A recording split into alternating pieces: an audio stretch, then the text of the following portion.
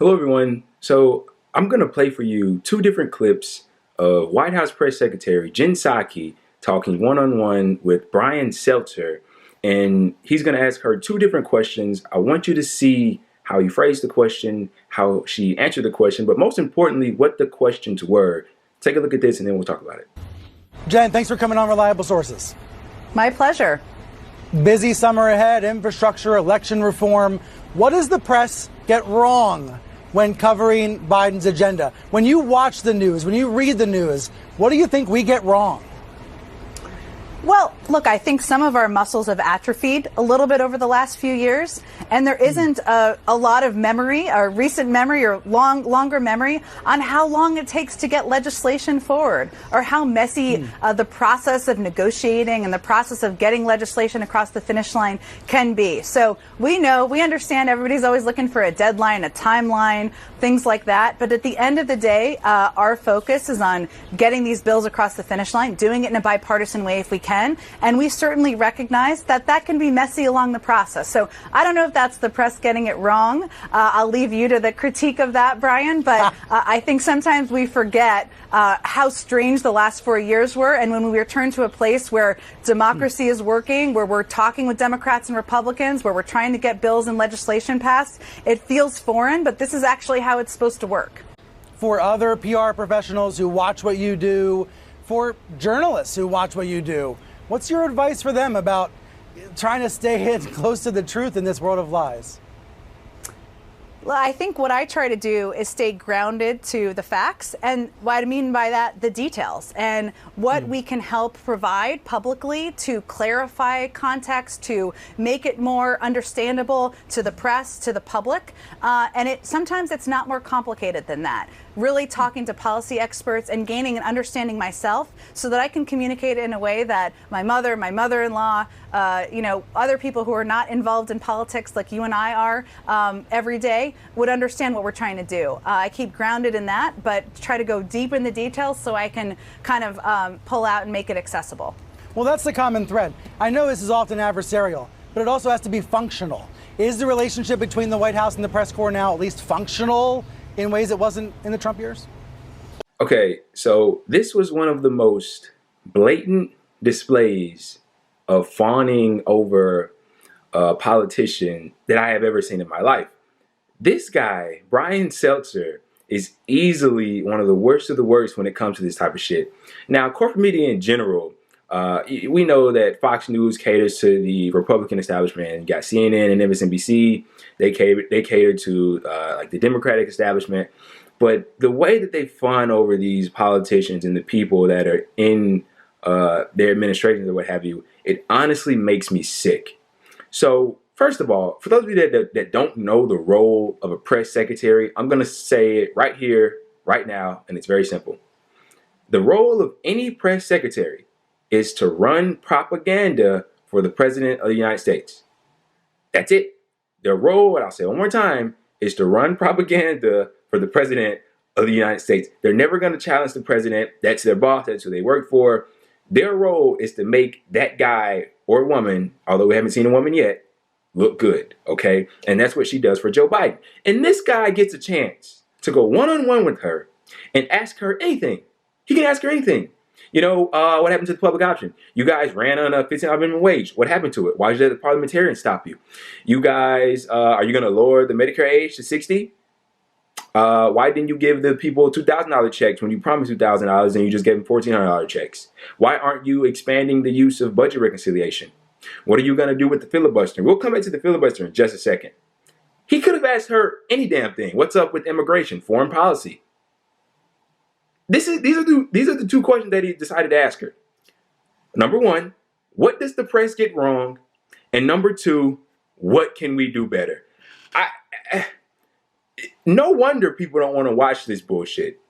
Guys, the media is supposed to be there to give you the news. Is this giving you the news? He's supposed to tell you what your government is doing in your name and how they can do things better in order so that it can benefit you in your life. That's what the media is for. That's the definition of the media, to provide you with substantive news, okay? Stuff that really matters. not to ask the people that they're supposed to be adversary to. Oh, I mean, what do we do wrong? Are we too harsh on you? Or I mean, just tell me. I'll do anything. That's his attitude here. So let's get into a little bit of what he had to say. He says, it's so hard trying to stay close to the truth in this world of lies. Isn't that beautiful? So poetic. Wow. He says, in her answers were so it was so full of nothing. She said so much and said absolutely nothing. Like, it meant nothing. She said a lot, but it meant absolutely nothing. You literally take nothing away from what Jen Psaki had to say right there. Oh, well, we just have to make sure that the people understand that, how long legislation takes to get passed. And it's a very difficult and tough process. And, we have to do it in a bipartisan way, as if the people of America are just idiots. Oh, the people, they don't know how legislation gets passed. Yeah, we do. Yeah, they do. You vote on it and it gets passed. You write up legislation, you vote on it, and it gets passed. What's difficult? I don't understand. Like, what's difficult about the process here? No, you're just a bunch of neoliberals, and you want to make things difficult because you don't actually want to improve the lives of regular people. So you have to come up with a bunch of bullshit about how difficult it is to pass laws and stuff. How quick are they to increase the military budget? How quick are they to axe social safety net programs? That wasn't difficult. That didn't take a long time to get passed. How quick are they to lower taxes for their rich friends? That didn't seem very complicated. But they want to make it seem like, because the Biden administration right now are taking their time, man. They're going really slow, typical neoliberal bullshit. They're moderate Republicans, and they're just taking their time, and this is how they're going to cover it up. Oh, you just don't know. You just don't know it takes that long to get legislation passed, man. It's difficult. It's difficult. If a president really believed in something like Medicare for all, he'd strong arm everybody and then pass it. If Joe Biden really believed in the $15 minimum wage, we'd have it right now.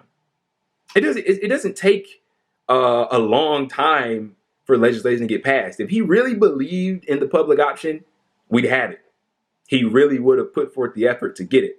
He would have took on the insurance companies and big pharma and all the other things that he needs to do in order to get those types of things. But they don't believe in it, so we're not going to get it.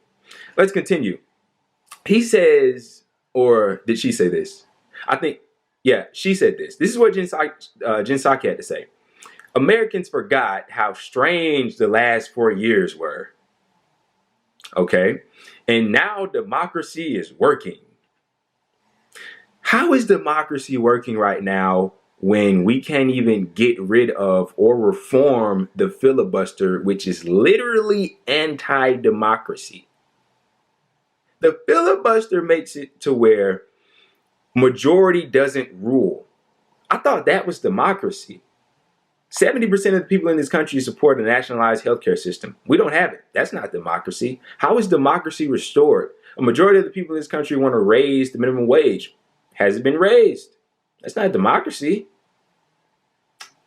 An overwhelming majority of people in this country want to end the meaningless wars that we're fighting in other countries and the atrocities that we're committing, but we're still doing them. That doesn't sound like democracy to me. That doesn't sound like a representation of the people to me. Democracy is restored. How so, Jen Psaki? Or democracy is working, she says. How so? I don't get it. You gave the people a one-time $1,400 payment. They haven't received anything else from you. How is democracy working? You haven't delivered on any of the promises that you said you were going to deliver on. I'm very confused. And he had the chance to ask her these things, but instead he decided to ask, how can I do my job better to please you, my dear leader and savior? She says that this is how it's supposed to work.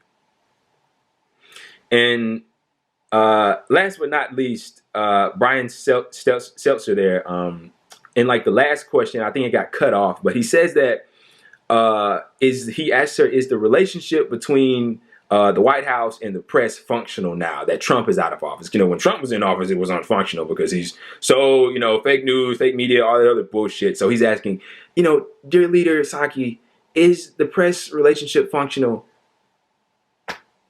Because it wasn't in the Trump years. what kind of question is that? The relationship between the press and the politicians, and I'm only going to say this once, should be adversarial. They should be at odds with each other. That's how I think. That's how I look at it. Like, who's going to hold them accountable other than the people? The press should, because they're in the faces of you turn on CNN, you want somebody to tell you what's going on, what's actually going on. But they only maneuver within that allowable discourse. It's what Noam Chomsky wrote about so eloquently in Manufacturing Consent. You know, they only talk about what's allowed, right? And as a result of that, the people don't really come to a good understanding of what's being done in their name and how much better their lives could actually be. But enough rambling. This was absolutely abhorrent. I thought it was awful. These are the questions that he decides to ask the White House press secretary. He didn't press her on anything with meaning. I mean, they made so many promises that they were reneging on. I mean, I just made a video about Joe Biden deciding to keep the Trump era tax cuts to cater to the Republicans because he doesn't want to raise corporate taxes. I mean, it was 35% when Obama was in office. Trump cut it to 21%. He proposed to raise it to 28%. He wasn't even going to get that. It was going to be 23 or 24. And now he's just backed off of it completely and like, we'll just keep the 21. But we'll really ramp up, you know, cutting out the exemptions for the big corporate. None of it makes sense. He didn't ask any of that. He didn't ask any of that.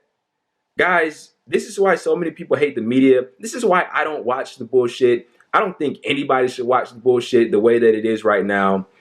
Brian Seltzer, man, he's one of the most sycophantic people on corporate media when it comes to the Democrats. I mean, this guy flat out argued for censorship. He argued on national television for censorship. I think it was to censor Tucker Carlson. I hate Tucker Carlson and any right-wing hack, but I'm not going to blatantly argue for censorship. I don't believe in censorship, just on the principle of it. But he blatantly argued for censorship. I gotta be honest, that guy, like his face, I don't advocate for violence. I would never do that. But he has such a punchable face. Like, it just makes you like want to beat the shit. Anyway, look, man, this was a blatant display of a guy being sycophantic to corporate media. It honestly made my skin crawl, but what do you expect?